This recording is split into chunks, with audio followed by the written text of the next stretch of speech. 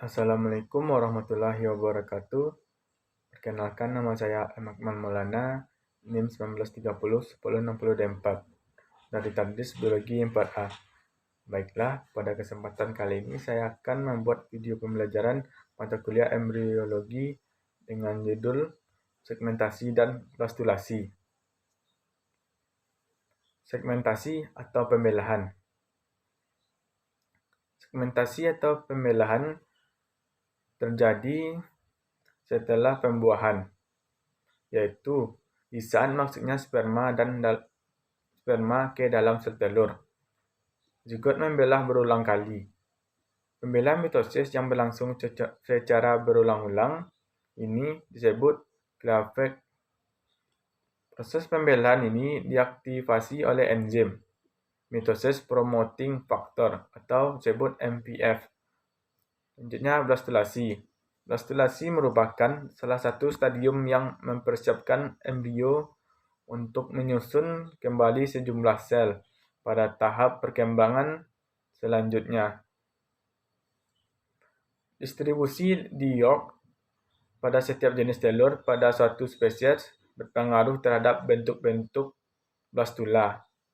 Umumnya, blastula memiliki sebuah rongga yang disebut rongga blastula atau blastocoel. Selanjutnya, ciri-ciri pembelahan zigot. Yang pertama, zigot yang bersifat uniseluler akan diubah dengan adanya pembelahan mitosis yang berangsur-angsur akan membentuk yang multiseluler. Yang kedua, tidak terjadinya pertumbuhan. Bentuk embrio tidak berubah kecuali dengan terbentuknya suatu rongga di dalam embrio yang disebut blastocoel. Yang ketiga, tidak terjadi pembelahan kuantitatif. Dalam komposisi kimia telur, meskipun transformasi cadangan makanan menjadi sitoplasma yang aktif dan substansi sitoplasma menjadi substansi inti yang berlangsung. Yang keempat, tidak terjadinya pembelahan kuantitatif dalam komposisi kimia telur, meskipun transformasi cadangan makanan menjadi sitoplasma yang aktif dan substansi sitoplasma menjadi substansi inti yang berlangsung. Yang kelima, bagian sitoplasma. Telur tidak terjadi perubahan posisi secara mencolok dan pada umumnya tetap pada posisi yang sama seperti halnya dalam telur permulaan pembelahan. Dan yang keenam, rasio inti sitoplasma yang pada permulaan pembelahan sangat rendah, tetapi akhir pembelahan rasionya menjadi seperti yang terdapat pada sel somatis biasa. Selanjutnya, holoblastik.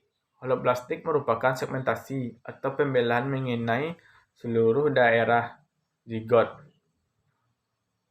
Terbagi atas dua macam, yaitu yang pertama holoblastik teratur, yang kedua holoblastik tidak teratur. Holoblastik akwal atau sempurna adalah di mana sel membelah menjadi dua sama besar dan berakhir menjadi blastomere yang terdiri dari 32 sel. Contohnya seperti bintang laut, katak atau anura. Selanjutnya yang kedua holoblastik unequal, tidak sempurna, yang terjadi secara cepat pada kutub animal dan secara lambat pada kutub vegetal, atau disebut juga membentuk makrometer dan mikromer. Contohnya pada mamalia, kelinci, babi, kera, dan manusia. Selanjutnya pembelahan radial atau holoblastik. Pembelahan radial atau holoblastik adalah pembelahan di mana blastomer sampai blastomer yang terdapat pada bagian kutub anima telur terletak tepat di atas blastomer yang ada pada bagian vegetatif, sehingga pola blastomer adalah radial simetris.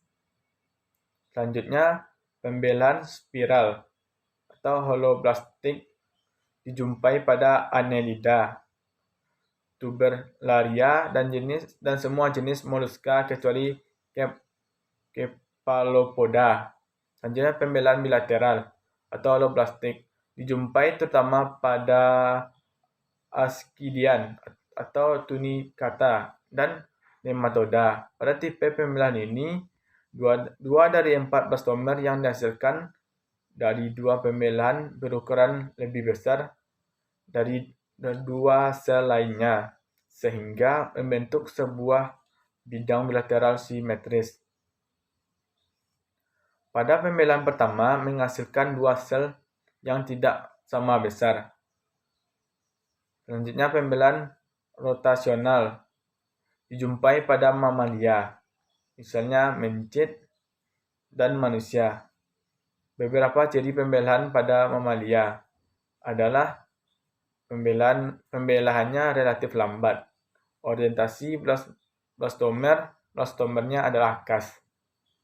Selanjutnya pembelaan diskoidal. Meroblastik dapat dijumpai pada ikan, reptil, dan burung. Pembelahannya hanya berlangsung pada blastodis yang terdapat pada kutub anima telur. Sedangkan yolk tidak turut membelah pada burung. Pembelahan berlangsung di dalam saluran reproduksi. Selanjutnya pembelaan superfisial. Meroblastik dapat dijumpai pada serangga dan arthropoda lainnya. Inti zigot pada bagian tengah telur membelah secara mitosis, beberapa kali tanpa diikuti dengan pembelaan sitoplasma. Selanjutnya, macam-macam blastula. Yang pertama, Coeloblastula, yaitu berbentuk bulat dihasilkan oleh telur-telur Isolecital dan Ligesta. Misalnya blastula pada Synapta sp, Asterias, dan Amphibia.